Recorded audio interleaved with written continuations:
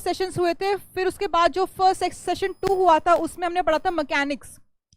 ऐसे कवर करते करते हम प्रॉपर्टीज ऑफ मैटर कवर कर चुके हैं, ऑसिलेशंस एंड वेव कवर कर चुके हैं, हीट कवर कर चुके हैं। लास्ट क्लास में हमने हीट पढ़ी थी।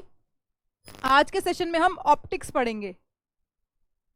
तो आज का सेशन ऑप्टिक्स पे होगा। कुछ इसके टॉपिक्स रह जाएंगे, वो हम मंडे की क्लास में कवर करेंगे। चैप्टर ये थोड़ा डिफिकल्ट है, इसलिए 2 पार्ट्स में डिवाइड किया है। मंडे को जो सेशन कवर करेंगे उसमें इसके बचे हुए टॉपिक्स हम कवर कर लेंगे। शुरू करते हैं आज का सेशन। ऑप्टिक्स, देखो आप कभी स्पेक्स बनवाने जाते हो, चश्मा बनवाने जाते हो, तो वहां पे लिखा होता है ऑप्टिकल्स, दुकान के बाहर लिखा होता है शर्मा ऑप्टिकल्स, राइट। तो ऑप्टिकल्स का क्या मतलब होता है? What do you mean by optics? आप किसी आंखों के डॉक्टर के पास जाते हो, तो अगर आपके यहाँ पेन होता है तो वो बोलते हैं आपकी ना ऑप्टिक नर्व में प्रॉब्लम है, वो सूख रही है। मेरे को बोला था डॉक्टर ने कि ये एक ऑप्टिक नर्व है। ऑप्टिक्स, अखबार में आपने पढ़ा होगा कि ऑप्टिक्स मतलब नज़रिया भी होता है, कि किसी को किसी एक नज़रिए से देखना।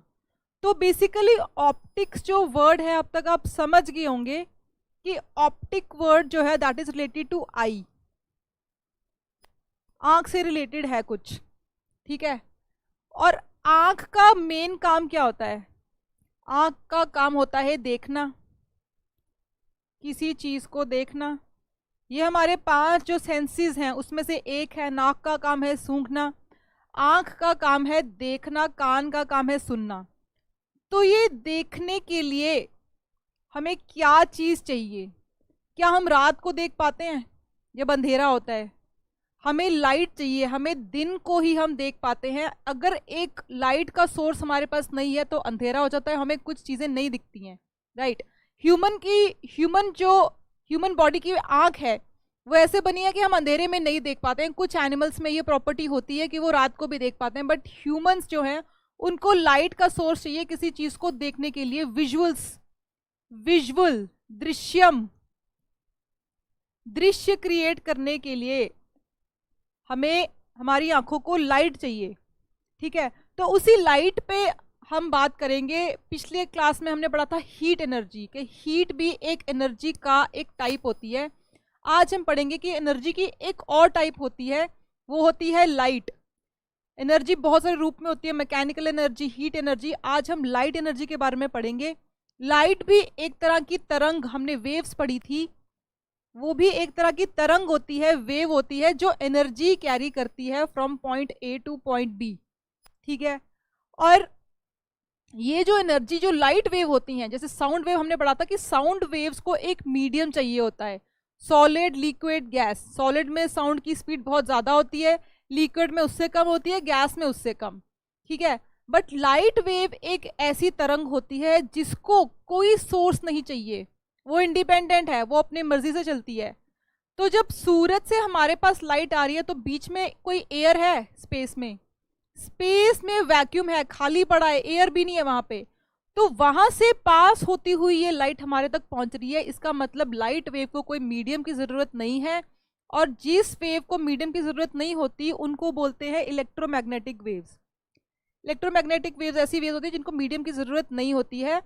एट द सेम टाइम जो लाइट है ये ट्रांसवर्स वेव भी है। ट्रांसवर्स मतलब ऐसे ऐसे चल रही है। साउंड वेव हमने पढ़ा था कि वो लॉन्गिट्यूडनल वेव है, वो वाइब्रेशंस में चलती है। आपने देखा था कंप्रेशन हो रहा है, फिर रेयरफैक्शन हो रहा है, राइट। ये कंप्रेशन हुआ, फिर रेयरफैक्शन हुआ, खुल गई, प्रेशर कम हो गया, फिर प्रेशर बढ़ गया। तो वैसे नहीं चलती साउंड वेव, लाइट वेव ऐसे चलती है, लॉन्ग ट्रांसफर वेव बोलते हैं इसे, ठीक है। तो इसका एक एम्पलीट्यूड होता है, एक वेव लेंथ होती है, जो हमने ट्रांसवर्स वेव्स में पढ़ा था, इसकी वही प्रॉपर्टीज हैं। फिर हमने पिछली क्लास में एक चीज पढ़ी थी कि जब बिजली चमकती है, जब बारिश का दिन होता है, बिजली चमकती है, तो हमें बिजली दिखती पहले है और उसकी आवाज काफी देर बाद सुनती है, 7-8 सेकेंड बाद सुनती है। ऐसा क्यों होता है? हमने लास्ट क्लास में जाना था कि साउंड की स्पीड होती है 332 मीटर पर सेकेंड। नहीं भी याद तो कुछ होती है, कुछ सैकड़ों मीटर पर सेकेंड होती है साउंड की स्पीड। और लाइट की जो स्पीड है, आप देखो 3 × 10⁸ इसको कहने का मतलब क्या है? ये सिर्फ लिखने का तरीका है। इसका मतलब ये है कि 3000 लाख मीटर 1 सेकंड में लाइट ट्रैवल कर जाती है। 3000 लाख मीटर 1 सेकंड में। उसके कंपैरिजन में साउंड सिर्फ 300 मीटर ही 1 सेकंड में ट्रैवल करती है। इसीलिए लाइट की स्पीड बहुत ज़्यादा है, ज़मीन आसमान का अंतर है। इसलिए लाइट हमारे तक जल्दी पहुंच जाती है, हमें बिजली पहले दिख जाती है, और साउंड आते आते समय लग जाता है, इसलिए मैं साउंड लेट सुनती है। क्लियर है? नेक्स्ट है, देखो लाइट जो है ना उसका एक डुअल नेचर है। आइंस्टाइन ने बोला था कि जो लाइट होती है ये कभी तो वेव की तरह एक्ट करती है, ऐसे ऐसे चलती है, कभी ये पार्टिकल की तरह एक्ट करती है, कण की तरह। कभी ये ऐसे हो जाती है, कण बन जाती है, कभी वेव बन रही है, कभी कण बन रही है। तो बेसिकली इसके दो रूप हैं, ये बहुरूपिया है। ठीक है, इसकी दो नेचर है। इसलिए बहुत पुराने टाइम पे, आइंस्टाइन के टाइम पे जो साइंटिस्ट थे वो बड़े कंफ्यूज रहते थे, उनको समझ नहीं आता था कि लाइट को हम वेव बोलें, ये एक एनर्जी का स्रोत है, ये एक तरंग है, कि ये एक कण है। तो कहने का अर्थ ये है कि आइंस्टाइन ने बोला कि ये दोनों ही है, क्योंकि हमने कुछ एक्सपेरिमेंट्स होते हैं जो प्रूव करते हैं कि ये एक तरंग है। इंटरफेरेंस करी, डिफ्रैक्शन करी, डिटेल में जाने की जरूरत नहीं है, बट लाइट इन एक्सपेरिमेंट्स में उसने तरंग की तरह बिहेव किया, और कुछ और एक्सपेरिमेंट्स में उन्होंने कण की तरह, पार्टिकल की तरह बिहेव किया। जो लाइट के पार्टिकल की तरह जब बिहेव करती है लाइट, तो उसको बोलते हैं क्वांटा। उस पार्टिकल को बोलते हैं क्वांटा, या उसको फोटोन भी बोलते हैं। फोटोन, फोटो हम खींचते हैं, फोटो के लिए हमें लाइट के स्रोत की जरूरत होती है, इसलिए हम फोटोन बोलते हैं इसको, क्योंकि ये लाइट एनर्जी ट्रैवल हो रही है पार्टिकल्स में, पैकेट में। लाइट के पैकेट्स जो होते हैं छोटे छोटे, बहुत ही छोटे छोटे, आंखों को नहीं दिख रहे हैं, उनको बोलते हैं फोटोन, या उनको क्वांटा भी बोलते हैं। तो this is particle nature of light, this is wave nature of light. ये आप याद रखना, डुअल नेचर होती है। फिर हम देखते हैं कि देखो सूरज है, सूरज से किरणें आ रही हैं, तो सूरज के अंदर ही वो जल रहा है, उसके अंदर काफी सारे रिएक्शंस होते हैं, और उससे लाइट प्रोड्यूस हो रही है, जो वहां से ट्रैवल करके अर्थ तक पहुंच रही है। अब अर्थ, जब साइंटिस्ट, जब एस्ट्रोनॉट्स हवा में जाते हैं, उन्हें अर्थ दिख रही है, बट अर्थ का अपना कोई सोर्स है क्या लाइट का?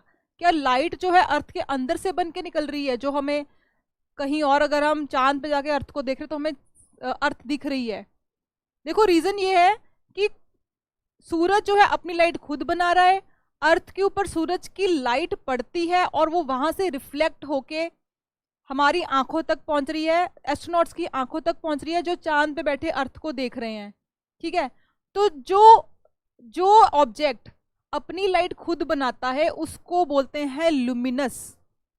ठीक है, लुमिनस बल्ब की याद आती है, बल्ब भी अपनी जो लाइट है वो खुद बना रहा है, यहाँ पे बन रही है लाइट, फिर यहाँ से ऐसे ऐसे निकल के आ रही है, तो इसको बोलते हैं लुमिनस।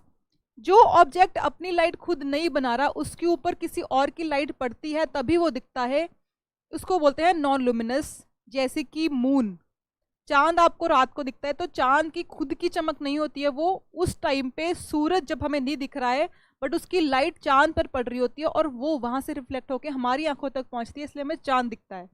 ठीक है, ऐसे ही जैसे टेबल है, चेयर है, कोई भी ऑब्जेक्ट है जो हमें दिख रहा है बट उसके अंदर से लाइट नहीं बन रही है, वो भी नॉन लुमिनस कैटेगरी में आते हैं। मैं भी नॉन लुमिनस हूँ, मेरे अंदर से लाइट नहीं बन रही है, लाइट मेरे ऊपर पड़ रही है, इसलिए मैं आपको दिख पा रही हूँ। क्लियर है? नॉन लुमिनस और लुमिनस के एग्जाम्पल्स बता दिए। नेक्स्ट हम देखते हैं कि लाइट की क्या क्या प्रॉपर्टीज हैं, लाइट का व्यवहार जो है उसके ऐसे क्या कैरेक्टरिस्टिक्स हैं जो हमें जानने चाहिए एग्जाम के लिए। सबसे पहली बात है कि light travels in a straight line. अब ये ना बड़ा सिंप्लीफाइड स्टेटमेंट है, क्योंकि आगे के जो एक दो स्लाइड बाद जो हम कॉन्सेप्ट पढ़ेंगे ना, उसमें मैं आपको बताऊंगी कि लाइट तो स्ट्रेट लाइन में ट्रैवल ही नहीं कर रही है। आप मेरे को बोलेंगे कि आपने तो गलत पढ़ा दिया मेरे को। तो इस स्टेटमेंट को मैं कंप्लीट करूं कि अगर जिस मीडियम में, जिस हवा में, जिस एरिया में वो ट्रैवल कर रही है, जिस स्पेस में, अगर उसकी डेंसिटी यूनिफॉर्म है, सारी जगह डेंसिटी यूनिफॉर्म है, तो लाइट स्ट्रेट लाइन में ट्रैवल करेगी। अगर डेंसिटी चेंज हो रही है, देखो डेंसिटी मैंने आपको बोला था कि किसी भी ऑब्जेक्ट की एक अपनी प्रॉपर्टी होती है डेंसिटी। पानी की डेंसिटी अलग है, लकड़ी की डेंसिटी अलग है, आयरन की डेंसिटी अलग है, हवा की डेंसिटी अलग है। तो हर ऑब्जेक्ट की अपनी एक यूनिक डेंसिटी होती है। जब डेंसिटी चेंज हुई तो लाइट की जो ट्रैवल है वो स्ट्रेट लाइन में नहीं करेगी, वो बेंड हो जाती है उस मीडियम की डेंसिटी के हिसाब से। ठीक है, अब ऐसा भी हो सकता है कि किसी एक मीडियम की अलग अलग डेंसिटीज हों। हमने पिछली क्लासेस में पढ़ा था कि जो डेंसिटी है वो टेम्परेचर के साथ बदलती है। अगर लोहा है या पानी है, पानी को अगर मैं गर्म करूंगी तो 0 डिग्री सेल्सियस पे जो उसकी डेंसिटी है वो अलग थी, 4 डिग्री सेल्सियस पे उसकी मैक्सिमम डेंसिटी आई थी। आगे आगे टेम्परेचर बढ़ाओगे तो उसकी डेंसिटी कम होती जा रही थी 4 डिग्री के बाद, राइट। तो एयर में जब लाइट ट्रैवल करती है ना, तो एयर की भी डेंसिटी के हिसाब से लाइट बेंड करती है। ये प्रोसेस हम अगली वाली स्लाइड्स में पढ़ेंगे। अभी के लिए ये समझ लो कि लाइट स्ट्रेट लाइन में तब ट्रैवल करती है जब डेंसिटी यूनिफॉर्म होती है, जिस मीडियम में वो ट्रैवल कर रही है वो यूनिफॉर्म डेंसिटी है उसकी, राइट। फिर देखो एस्ट्रोनॉमिकल डिस्टेंसेस। एस्ट्रोनॉमिकल डिस्टेंसेस मतलब चांद, तारों, ग्रहों में, यूनिवर्स के किसी भी प्लैनेट्स में तारों के बीच का डिस्टेंस अगर नापना है वो बहुत लंबा होता है। उसके लिए हम मीटर, किलोमीटर यूज करेंगे ना तो नंबर बहुत बड़े बड़े निकल के आते हैं, ऐसे 3000 लाख ऐसे बड़े बड़े निकल के आते हैं, तो वो लिखने में मुश्किल होती है। इसलिए हमने बहुत लाखों करोड़ों डिस्टेंस को नापने के लिए एक नई यूनिट बना दी ताकि हमें ज़्यादा इतने जीरो जीरो ना लगाने पड़े, 3000 लाख। तो वो यूनिट जो है तारों के बीच में या ग्रहों के बीच में अगर हमें डिस्टेंस नापना है तो हमने एक यूनिट निकाली, लाइट ईयर। लाइट ईयर आपको देखने में लग रहा है कि ये तो ईयर है, तो ये शायद टाइम नापने का तरीका है, बट नो, ये गड़बड़ है यहाँ पे। ये है डिस्टेंस नापने का तरीका। ये क्वेश्चन आ सकता है कि लाइट ईयर से हम लाइट नाप रहे हैं, सॉरी लाइट ईयर से हम टाइम नाप रहे हैं कि हम डिस्टेंस नाप रहे हैं। तो द आंसर इज डिस्टेंस। अब लाइट ईयर की डेफिनेशन देख लो कि लाइट ईयर मतलब क्या है। 1 लाइट ईयर कितना होता है? 1 लाइट ईयर मतलब कि लाइट ने एक साल में, 1 ईयर में लाइट ने कितना डिस्टेंस ट्रेवल किया उसको बोलते हैं 1 लाइट ईयर। मान लो लाइट ने एक साल में 100 किलोमीटर डिस्टेंस तय किया, तो 1 लाइट ईयर क्या हो जाएगा? 100 किलोमीटर। बट आपने देखा था कि लाइट की तो स्पीड ही बहुत ज़्यादा है। लाइट की स्पीड है 3000 लाख मीटर एक सेकंड में। तो एक्चुअली में लाइट जो एक साल में डिस्टेंस ट्रेवल करती है वो है 9 ट्रिलियन किलोमीटर। ट्रिलियन, ट्रिलियन मतलब क्या? ट्रिलियन मतलब 1000 बिलियन। बिलियन मतलब क्या? बिलियन मतलब 1000 मिलियन। और मिलियन मतलब क्या? 10 लाख। 10 लाख, लाख में 5 जीरो हो गए, ठीक है। तो इतने सारे जो जीरो हैं, देखो ट्रिलियन जब पूछा गया था, 5 ट्रिलियन इकोनॉमी की हम बात कर रहे थे, संबित पात्रा जी ट्रिलियन का मतलब नहीं बता पाए थे कितने जीरोस होते हैं, तो मैंने इसलिए आपको यहाँ बता दिया है कि 1 ट्रिलियन में कितने जीरोस होते हैं। और इसी जीरोस को अवॉइड करने के लिए कि जब फिजिसिस्ट या मैथ्स के जो साइंटिस्ट होते हैं वो बैठते हैं तो उन्हें इतने जीरो ना लिखने पड़े बार बार, इसलिए हमने इतने जीरो लिखने की जगह एक वर्ड बोल दिया कि लाइट ईयर बोल दो, ठीक है। 9 ट्रिलियन किलोमीटर लिखने की जगह मैं 1 लाइट ईयर बोलूंगी जब मैं इतने बड़े स्केल पे बात कर रही हूँ, ग्रहों के बीच में डिस्टेंस की बात कर रही हूँ। क्लियर है? अब हम देख लेते हैं, देखो लाइट की बात कर रहे हैं और एस्ट्रोनॉमिकल लेवल पे, ग्रहों तारों के लेवल पे बात कर रहे हैं, तो हमें 2 फिनोमेना देखने हैं। एक है सोलर एक्लिप्स और एक है लूनर एक्लिप्स। अब ये यूपीएससी में भी आता है, ये पंजाब प्रीलिम्स, हरियाणा प्रीलिम्स, काफ़ी पेपरों में ये आता है। और लोग कंफ्यूज क्या होते हैं कि यार सोलर एक्लिप्स में मून सेंटर में आता है कि अर्थ सेंटर में आता है, लूनर में अर्थ सेंटर, बड़ा कंफ्यूजन होता है। तो मैं आपको एक बड़ी इजी तरीका बताती हूँ याद रखने का। सोलर एक्लिप्स, सूर्य ग्रहण, मतलब सूर्य हमें नहीं दिख रहा है, सूरज को देखने में हमें दिक्कत हो रही है, राइट। सूरज छुप रहा है, हम बैठे हैं अर्थ पे, सूरज हमें नहीं दिख रहा है, तो बीच में क्या आ गया? बीच में आ गया चंद्रमा, मून। मून की शैडो, मून के ऊपर चंद्रमा की लाइट पड़ रही है और मून की शैडो अर्थ पे पड़ रही है, इसलिए वो हिस्सा जहां शैडो बन रही है वो हिस्सा हमें नहीं दिख रहा है। इसलिए हमें, आपने देखा होगा सूर्य ग्रहण ऐसा होता है, बीच में से काला होता है, कुछ भी नहीं दिख रहा होता, और साइड पे सूरज की हल्की हल्की रोशनी दिख रही होती है, ठीक है। अब चंद्रमा का साइज छोटा है तो पूरी तरह वो सूरज को छुपा भी नहीं पाया, बीच में छुपा गया, साइड पे हमें अभी भी सूरज की किरणें दिखती हैं। तो सोलर एक्लिप्स ऐसा होता है कुछ, ठीक है। तो आप समझ जाओ सोलर एक्लिप्स मतलब सूरज पीछे छुपा हुआ है। किसके पीछे छुपा हुआ है? मून के पीछे छुपा हुआ है, ठीक है। लूनर एक्लिप्स की अगर हम बात करें, लूनर एक्लिप्स मतलब चंद्र ग्रहण। चंद्र ग्रहण मतलब हमें चंद्रमा नहीं दिख रहा है, राइट। तो चंद्रमा छुप गया। चंद्रमा, अब देखो चंद्रमा के अपना सोर्स ऑफ लाइट नहीं है, अगर चंद्रमा हमें नहीं दिख रहा है तो इसका मतलब चंद्रमा के ऊपर सूरज की रोशनी नहीं पड़ रही है, बिकॉज चंद्रमा जो है, मून है, that is a non luminous object, उस पर लाइट पड़ेगी तब वो हमें दिखेगा। हम अर्थ पे बैठे हैं, अगर लाइट नहीं पड़ रही है तो हमें वो नहीं दिख रहा।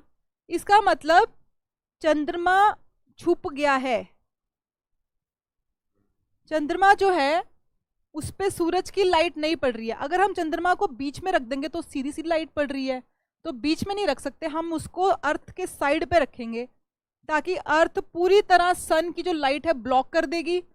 चंद्रमा पे कोई लाइट नहीं पड़ रही है तो फिर वो हो जाएगा चंद्र ग्रहण, जब हमें चंद्रमा नहीं दिख रहा है, ठीक है। वेरी इजी टू रिमेंबर, नाम में ही उसका पूरा लॉजिक छुपा हुआ है।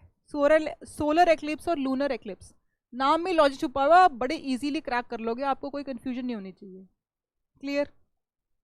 अब हम देख लेते हैं एटमॉस्फेरिक रिफ्रैक्शन, बहुत ही फेवरेट टॉपिक है, ठीक है। रिफ्रैक्शन समझने से पहले हम समझ लेते हैं कि रिफ्लेक्शन क्या होता है। आप शीशे में अपनी शक्ल देखते हो, ठीक है, शीशा में अपनी शक्ल देखते हो, बट पीछे जब जाते हो आप शीशे के तो आपको क्या दिखता है? आपको दिखता है एक पेंट किया हुआ है पीछे लाल रंग का या काले रंग का, राइट। तो जब आप अपनी शक्ल देख रहे हो तो बेसिकली क्या हो रहा है कि जो लाइट है, मान लो यहाँ पे बल्ब जगा हुआ है, ठीक है, बल्ब से लाइट यहाँ पड़ रही है और फिर वो लाइट आप तक पहुँच रही है, ठीक है। तो आप अपने आप को तब देख पाते हो जब आपके ऊपर कोई लाइट पड़ रही है और वो शीशे पे रिफ्लेक्ट हो रही है, ठीक है। बट मान लो कि रिफ्लेक्शन हो ही ना, मान लो कि रिफ्लेक्शन हो ही नहीं रही है, लाइट किसी चीज पे पड़ी और उसके अंदर से निकल गई, ठीक है। मेरे ऊपर लाइट पड़ रही है, मैं एक ओपेक ऑब्जेक्ट हूं, मतलब पारदर्शी नहीं हूं, तो मेरे ऊपर जब लाइट पड़ती है तो मेरे से टकरा के वो रिफ्लेक्ट होती है। जो पारदर्शी ऑब्जेक्ट नहीं है उनके ऊपर जब लाइट पड़ती है तो लाइट उसके अंदर से जाती है, उसके अंदर निकल जाती है। जैसे कि पानी, पानी आपको पता है पारदर्शी होता है, जब उस पर लाइट पड़ती है तो उसके अंदर जाती है लाइट, ठीक है। ग्लास हो गया, ग्लास पे लाइट पड़ती है तो उसके अंदर चली जाती है। ऐसे हवा है, हवा भी ट्रांसपेरेंट है, हवा में दिखती नहीं है, तो हवा में जो लाइट ट्रेवल कर रही है वो हवा के अंदर से ही जाती हुई जा रही है, ठीक है। तो ये चीज है, जो रिफ्रैक्शन फिनोमेना है वो पारदर्शी ऑब्जेक्ट्स में होता है, ट्रांसपेरेंट ऑब्जेक्ट्स में होता है, ठीक है। पानी हो गया, ग्लास हो गया। और जो रिफ्लेक्शन होता है वो होता है ओपेक ऑब्जेक्ट्स में, जहां लाइट अंदर नहीं घुस पाती, उससे टकरा के रिफ्लेक्ट कर जाती है, वापस मुड़ जाती है किसी एंगल पे, ठीक है। अब रिफ्रैक्शन हमको समझ आ गया है कि ट्रांसपेरेंट ऑब्जेक्ट्स में होता है। रिफ्रैक्शन में एक ये कॉन्सेप्ट है एटमॉस्फेरिक रिफ्रैक्शन। हवा में, एटमॉस्फेयर में कैसे रिफ्रैक्शन होता है ये हम पढ़ेंगे। देखो होता क्या है कि जो सन से लाइट आ रही है, देखो अभी मैंने थोड़ी देर पहले आपको बताया था कि light travels in a straight line अगर डेंसिटी यूनिफॉर्म है तो, बट हमें पता है कि डेंसिटी टेम्परेचर के साथ, तापमान के साथ बदलती है। तो अगर अर्थ के एटमॉस्फेयर का हम टेम्परेचर बदलें तो उसका जो डेंसिटी है वो बदलेगी। डेंसिटी बदलेगी तो लाइट क्या उसमें स्ट्रेट ट्रैवल करेगी? नहीं करेगी। वो भी डेंसिटी के अकॉर्डिंग अपने पाथ बेंड होगा, उसका पाथ उसका चेंज होगा, वो स्ट्रेट में नहीं ट्रैवल करेगी। यही हो रहा है एटमॉस्फेयर में रिफ्रैक्शन में। आप रात को तारे देखते हो तो रात को क्या हो रखा है, टेम्परेचर डाउन हो रखा है, ठंड है, सूरज की धूप नहीं पड़ रही है, तो हवा जो है वो डेंस है, उसकी डेंसिटी ज़्यादा है। जितनी ज़्यादा डेंसिटी होगी, ठीक है, उतनी ज़्यादा लाइट जो है बेंड होगी, उतनी ज़्यादा वो, जैसे मान लो कि ये एयर है, ये है ग्लास, ठीक है, एयर की डेंसिटी कम है ग्लास से, तो जैसे ही एयर ग्लास में घुसेगी, मान लो ये किसी एंगल पे आ रही है, this is air, this is glass, तो वो ये पाथ स्ट्रेट जाने की जगह वो थोड़ा सा अंदर को बेंड हो जाएगी, ठीक है, यहां से आ रही थी तो अपनी तरफ बेंड हो जाएगी। अगर डेंसर से रेयरर मीडियम में जा रही है तो अपनी तरफ से बाहर को बेंड होती है। मैं आपको डिटेल में बताऊंगी, अभी हम ये कॉन्सेप्ट समझ लें। एटमॉस्फेरिक रिफ्रैक्शन क्या हो रहा है? एटमॉस्फेरिक रिफ्रैक्शन में हवा की डेंसिटी बदल रही है टेम्परेचर के साथ, तो हवा में जो लाइट है वो बेंड हो रही है। अब उसकी प्रैक्टिकल एप्लीकेशंस क्या क्या हैं?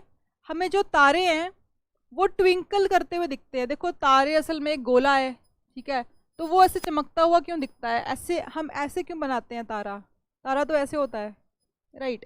तो वो इसलिए दिखता है क्योंकि जो लाइट है, लाइट जब तारे से निकली तो स्ट्रेट ट्रैवल करी, बट जब अर्थ के एटमॉस्फेयर में घुसी तो अर्थ की जो डिफरेंट डिफरेंट लेयर्स थी उसमें डेंसिटी अलग अलग थी। सबसे ज़्यादा डेंसिटी रात को होती है जो अर्थ के सबसे पास वाली लेयर होती है, तो वहाँ तक पहुँचते पहुँचते लाइट बहुत ज़्यादा बेंड हो गई। और हमारी जो आंखें हैं, हमारी आंखों का जो मैकेनिज्म है वो ऐसा है कि हम लाइट को हमेशा स्ट्रेट लाइन में ही देख सकते हैं।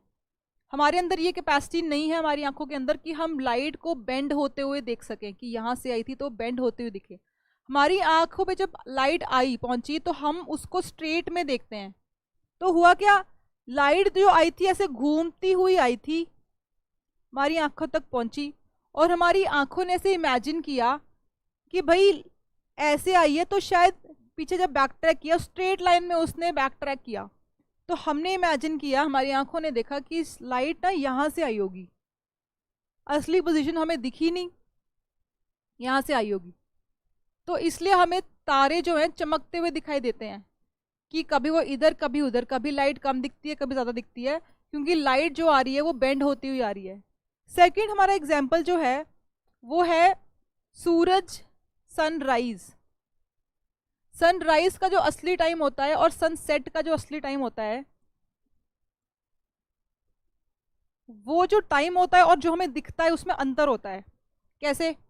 देखो ये है एक्चुअल पोजीशन, सूरज डूब चुका है, सूरज हमें दिखना नहीं चाहिए बट फिर भी हमें दिख रहा है, क्योंकि यहाँ से जब लाइट चली तो एक्चुअली में उसे ऐसे ट्रैवल करना था स्ट्रेट, बट क्योंकि दिन का टाइम है, यहाँ पे लेयर्स जो हैं इसकी डेंसिटी बदल चुकी है टेम्परेचर के साथ, तो यहाँ पे जो लेयर्स हैं यहाँ पे डेंसिटी कम होगी,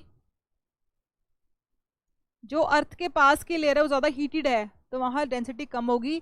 जैसे जैसे अर्थ के ऊपर हम जाते जा रहे हैं लेयर्स पे, एटमॉस्फेरिक लेयर्स पे, तो टेम्परेचर कम हो रहा है, टेम्परेचर कम हो रहा है तो डेंसिटी बढ़ रही है, डेंसिटी बढ़ रही है तो लाइट ज़्यादा बेंड हो रही है, तो ज़्यादा बेंड होते होते कम बेंड हो रही है और फिर हमारी आँख तक पहुँच रही है। जैसे हमारी आँख तक पहुँचेगी, अगेन हमारी जो आँख है, ठीक है, हमारी जो आँख है वहाँ तक बेंड होके लाइट पहुँची, बट हमारी आँख तो सीधा ही देखती है लाइट को, तो उसने सीधी लाइन ड्रॉ करी जहाँ से आई थी, सीधी ड्रॉ करी तो उसको यहाँ दिखता है। तो बेसिकली उसके सामने लाइट नहीं है, लाइट बेंड होके आई और हमने स्ट्रेट देख ली, तो हमें सूरज एक्चुअली डूब चुका है बट हमें दिखता है कि अभी हमें तो दिख रहा है, डूबा तो है नहीं है।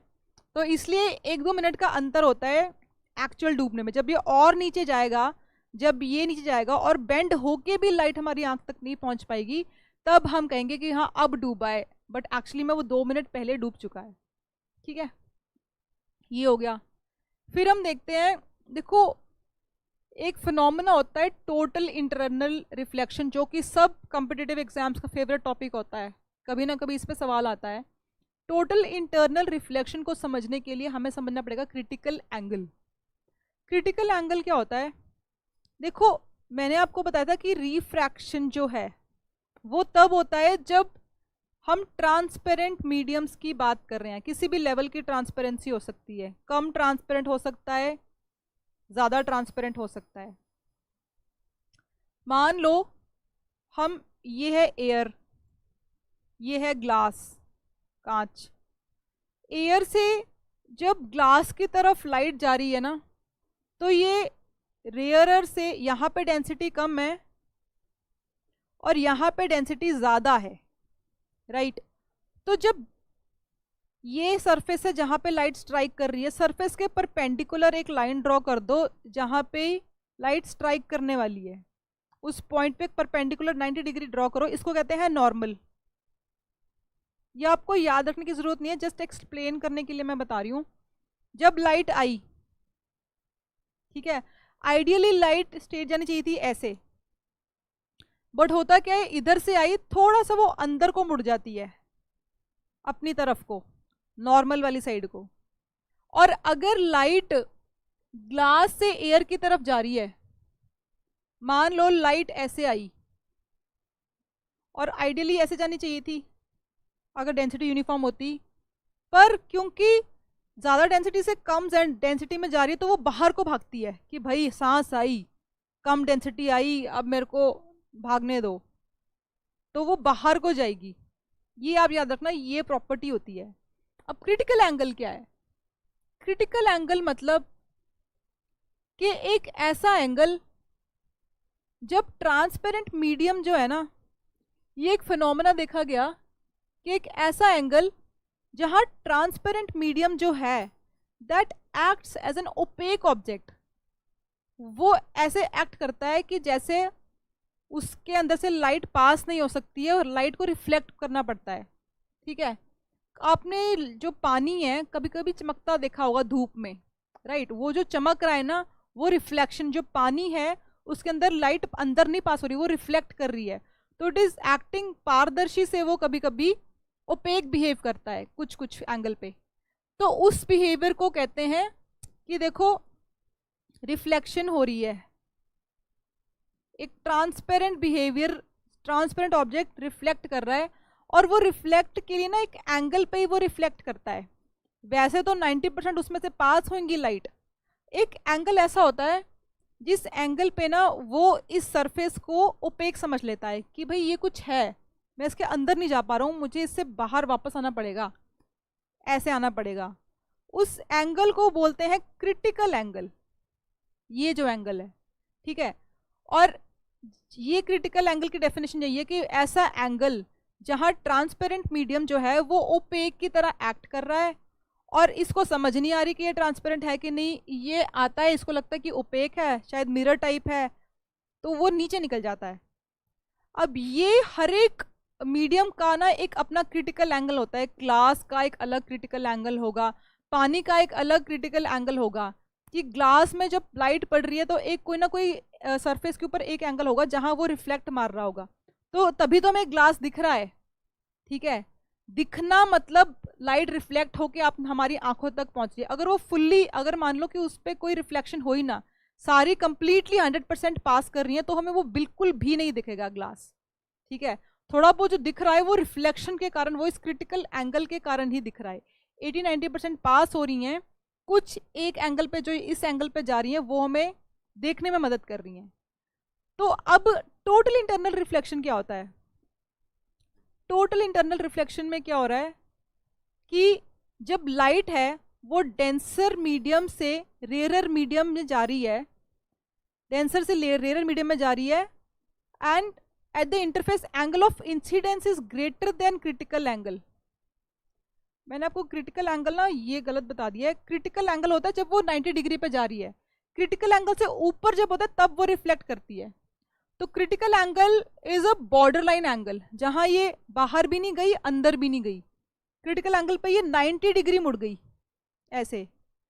जो जो रेस इससे ऊपर जाएंगी, मतलब इससे बड़ा एंगल जो होगा, मान लो ये एंगल 30 डिग्री है और इस एंगल पे 90 डिग्री एंगल बन रहा है लाइट का।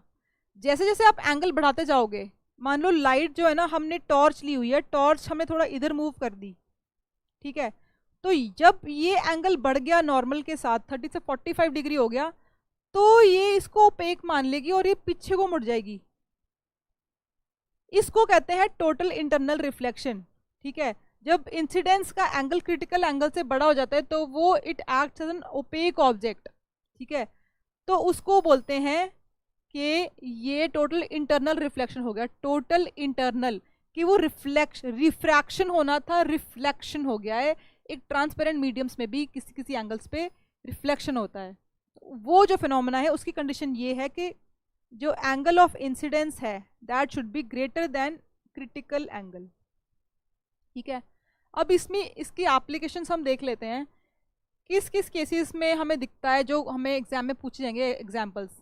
कभी कभी क्या होता है कि आप रोड पे जा रहे होते हो, बहुत तीखी धूप होती है 1 या 2 बजे वाली, और आपको लग रहा होता है कि ना पानी पड़ा हुआ है शायद सड़क पे आगे, कंक्रीट रोड है नीले रंग की, आप हाईवे पे जा रहे हो NH 44 पे, और आपको दिखता है कि शायद आगे ना थोड़ा सा पानी पड़ा हुआ है, शायद उधर बारिश हुई है। हमारे यहाँ तो धूप पड़ी हुई है, इतनी तो तीखी धूप है, बट वहाँ पे गीला गीला शायद चिक्कर सा कुछ पड़ा हुआ है, बारिश हुई है। जब आप पहुँचते हो 10-20 मीटर ट्रैवल करके तो वो गायब हो जाता है, तो आपको दिखता है कि पानी आगे है, और ऐसा सा पानी दिखता है आपको, बट आप उस पानी तक कभी पहुँचते नहीं हो। जैसे ही आप पहुँचते हो, आप गाड़ी स्लो करते हो कि मेरी गाड़ी स्किड ना कर जाए, पानी होता ही नहीं है, फिर वो पानी आपको 10-20 मीटर और आगे दिख रहा होता है। इस फिनोमेना को कहते हैं मिराज, जो है नहीं बट दिख रहा है।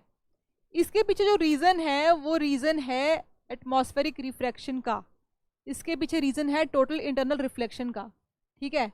रिफ्रैक्ट होते होते जब वो रिफ्लेक्ट कर जाती है तो ये मिराज हमें दिखता है। देखो हमें पानी क्यों दिख रहा है, इसको आप एक तरह से मिरर की तरह लेके चलो कि अगेन मैंने कहा था ना कि जब angle of incidence greater than critical angle हो जाएगा तो this surface will act as a mirror.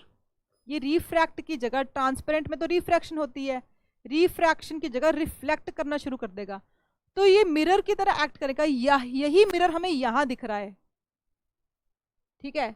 और यहाँ पे जब बेंड होते होते लाइट, ये देखो यहाँ मैंने डायग्राम बनाया है, बेंड हो रही है लाइट, बेंड होते होते अब ये हॉट एयर है, हॉट एयर से क्या होता है कि यहाँ पे डेंसिटी कम हो गई एकदम से, और यहाँ पे डेंसिटी ज़्यादा है, तो जब लाइट आ रही है ना तो यहाँ पे ज़्यादा बेंड हुई, फिर यहाँ पे कम बेंड हुई, तो एक स्ट्रेट पाथ में जाने की जगह एक बेंड हो जाती है, और फिर एक लेयर आती है जहाँ वो क्रिटिकल एंगल से ज़्यादा बढ़ जाता है उसका एंगल, और वो सीधा रिफ्लेक्ट होती है।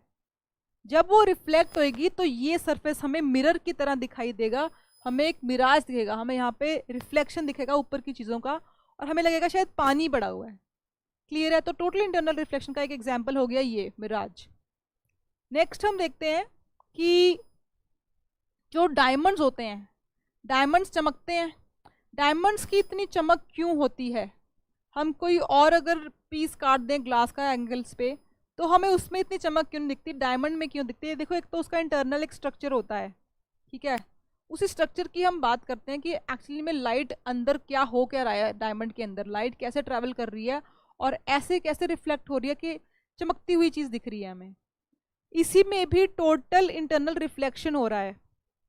टोटल इंटरनल रिफ्लेक्शन अगेन कि है तो ये कांच जैसी कोई चीज़, ट्रांसपेरेंट है थोड़ी सी, तो लाइट अंदर तो घुस जाती है, ग्लास जैसी चीज़ है, एक एंगल पे अंदर तो घुस गई, बट अंदर जब जाके उसकी कटिंग ऐसे करी हुई है कि वो बाहर नहीं आ रही लाइट, अंदर यहाँ पे गई, यहाँ पे उसको ऐसा एंगल मिला कि वो बाहर नहीं गई और वो अंदर से कहीं और रिफ्लेक्ट हो गई। इसका मतलब जो यहाँ पे एंगल इसको मिला वो एंगल क्रिटिकल एंगल से बड़ा था, इसलिए उसने इसको एज एन ओपेक सरफेस समझ लिया और रिफ्लेक्ट होगी।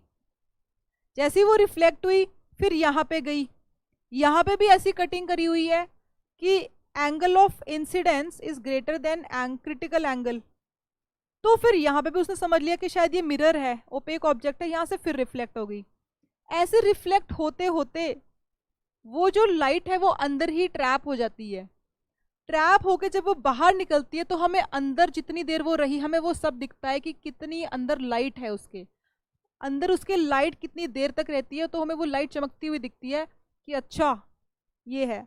अगर ऐसा नहीं होता, अगर मान लो सिर्फ एक ग्लास स्लैब होता, लाइट आती और चली जाती, तो वो लाइट क्या हमें दिखती?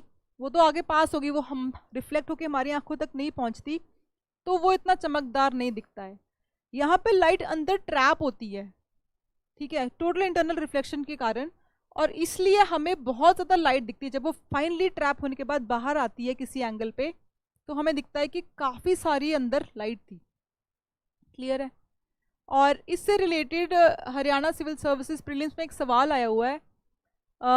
सवाल ऑप्टिक्स से नहीं है, हमने जो साउंड वेव पे टॉपिक पढ़ा था उससे रिलेटेड है, तो वो हम देख लेते हैं, थोड़ा आपका रिवीजन भी हो जाएगा। देखो, अल्ट्रासाउंड वेव्स, एक हमने बात करी थी कि साउंड वेव्स 3 टाइप की होती हैं, इंफ्रासोनिक, ऑडिबल और अल्ट्रासोनिक। अल्ट्रासोनिक जहाँ पे फ्रीक्वेंसी हमारी ऑडिबल फ्रीक्वेंसी से ज़्यादा है, 50,000 हर्ट्ज से भी ऊपर है, वो हमें सुनाई नहीं देती हैं, उसकी बात हो रही है। अगर आपको नहीं भी पता, आपको पता है कि स्टेटमेंट में किसी तरह की साउंड की बात हो रही है, ठीक है।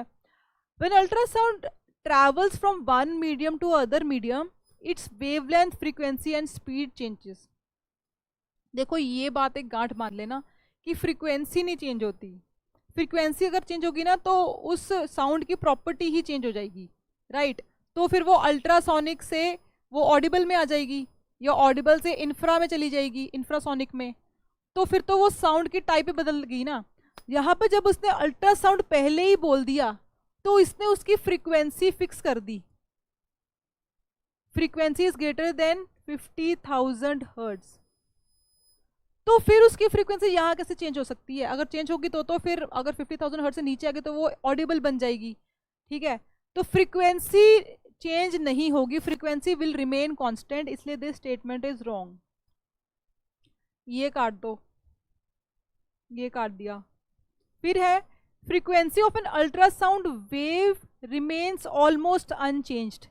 यस, ठीक है, while travelling from one medium to other medium. देखो, मीडियम बदलने से फ्रीक्वेंसी नहीं बदलती है, क्योंकि फ्रीक्वेंसी एक पर्टिकुलर, हमने साउंड को डिफाइन ही उसकी फ्रीक्वेंसी के बेसिस पे किया है। तो अगर फ्रीक्वेंसी बदल जाएगी तो वो साउंड ही बदल जाएगी, वो अल्ट्रासोनिक से ऑडिबल हो जाएगी, ऑडिबल से इंफ्रा भी हो सकती है, ठीक है। तो मीडियम चेंज करने से वो साउंड की टाइप, साउंड का कैरेक्टर नहीं बदल जाता, जो कि फ्रीक्वेंसी है। और चीज़ें बदल सकती हैं, स्पीड बदल जाएगी, वेवलेंथ बदल जाएगी, बट फ्रीक्वेंसी नहीं बदलेगी। तो दिस इज राइट। यहाँ पे हमने ए एंड बी एलिमिनेट कर दिया है। सेकंड हमारा स्टेटमेंट सही है, आंसर बी सी आ चुका है, बट ये भी देख लेते हैं। The frequency and speed of an ultrasound wave change.